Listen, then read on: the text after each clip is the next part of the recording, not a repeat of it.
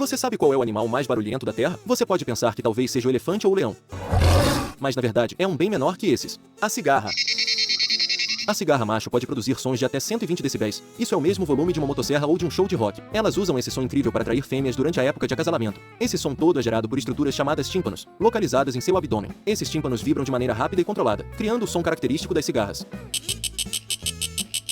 Existem mais de 3.000 espécies de cigarras, algumas com ciclos de vida de até 17 anos, vivendo a maior parte do tempo debaixo da terra.